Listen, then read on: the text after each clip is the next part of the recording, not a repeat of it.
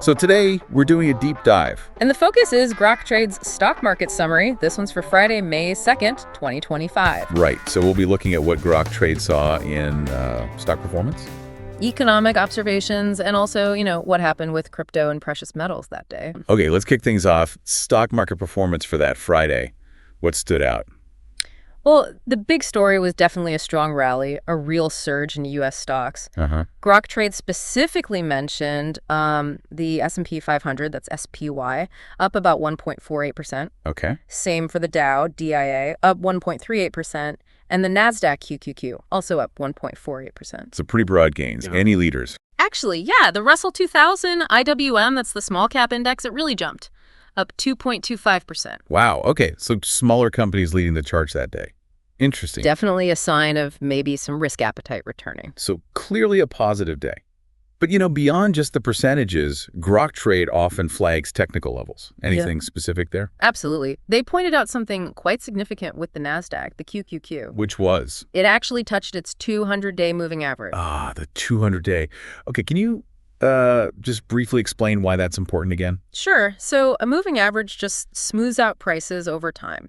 The 200-day looks at, 200 trading days. Right. The long-term trend. Exactly. And it's a really key level for institutional traders. It often acts as a sort of line in the sand between a long-term uptrend and downtrend. So touching it means testing resistance. Yeah, testing a potentially major level. And it wasn't just the NASDAQ. The SPY, S&P 500 tracker, was also getting close to its own 200-day average. Okay, so these aren't just random lines. They're psychological levels, places where big decisions might get made. Precisely. And Grok Trade didn't stop there. They also looked at the weekly charts. What did the weekly view show? Both the SPY and QQQ were testing their 50-week moving averages. Another key time frame. Yeah, shorter term than the 200-day, but still important support or resistance. And looking up, Grok Trade identified the 20-week averages as the next potential resistance points. Okay, so strong day, but bumping up against some, let's say, technical ceilings potentially. You could put it that way, yes. Let's shift gears a bit. The broader economy. What was Grok Trade's take on the U.S. economy based on the data from that day? Their view seemed to be one of resilience. Resilience. How so? Well, they pointed to a couple of things. Ongoing positive corporate earnings reports, for one. Companies seem to be doing okay. Right. And also the labor market data. Jobless claims held steady. Consumer spending was firm. These are generally signs of, underlying economic health. So the fundamentals looked reasonably solid at that point. That seemed to be the assessment, yes. But there are always worries, right? What potential headwinds did Grok Trade highlight? The main one, and it's been a recurring theme, is potential inflation. Ah, yes, still. They specifically mentioned ongoing supply chain issues. Those constraints can push up costs. Which could eventually hit consumers and maybe influence the Fed. That's the concern. If inflation pressures build, it could push the Federal Reserve towards tighter policy, higher rates, potentially. Right, the constant balancing act.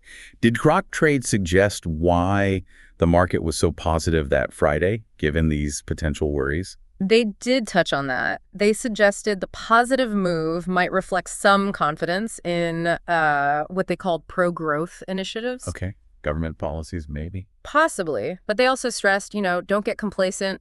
Keep a close eye on upcoming economic data. Because sentiment could shift quickly. Exactly. One data point could change the narrative. Got it. Stay alert. Okay, let's move into crypto and metals. Bitcoin. What did the summary say about BTC? Bitcoin had a modest gain, up 0.62% according to Grok Trade. Okay. But the significant thing was it held above the $96,000 level. That was a level they'd been highlighting all week. Why was that 96K level important again? It was significant because Bitcoin had recently broken out from what Grok Trade called a high base bullish chart pattern. Okay, a technical pattern suggested. More upside. Potentially, yes. So, holding above the breakout point, that 96K level, was seen as confirmation, a sign of strength and resilience. Interesting. So consolidation breakout and then holding that new ground. What was the general advice on crypto from Grok Trade? Still caution. Very much so. Even with that positive signal in Bitcoin, they really emphasized risk management. Because it's crypto. Exactly. It's inherently volatile. So manage your risk, watch your position sizes. That was the message. Sensible advice. Okay, let's turn to precious metals. Gold and silver. How did they fare? Gold GLD was up slightly, just 0.17%. Mm. Silver SLV was actually down a bit, fell 0.92%. Okay. But Grok Trade highlighted something really interesting happening with silver. Do tell, what's up with silver? They're seeing the formation of what technical analysts call a massive ascending triangle on silver's price chart. An ascending triangle. Okay, what does that typically mean? It's a pattern where you see a series of higher lows pushing up against a flat resistance level. Buying pressure is kind of building underneath. And for silver, that resistance level is where? Around the $32 mark, according to Grok Trade. $32. Yeah. And the implication is if silver can break decisively above that $32 resistance trend line, then you could potentially see a significant upward move. Real momentum could kick in. Wow. So Grok Trade's advice was basically watch this space. Traders should be ready for potential action if that breakout happens. A potential silver breakout. Definitely one to keep on the radar. Yeah. Now, for listeners who, want to get deeper into this stuff, maybe refine their own trading approach, Grok Trade has that mentorship program, right? They do, yes. It seems focused on personalized coaching. They mentioned having traders with over 40 years combined experience. Who's it aimed at? Seems like folks serious about trading. Part-timers looking to improve, or maybe people aspiring to trade full-time. And their approach. They emphasize evidence-based strategies, practical stuff, technical analysis, finding trade setups, and importantly, risk management. It involves 3 intensive days of learning, but also ongoing support afterwards, apparently until you recoup the tuition through trading.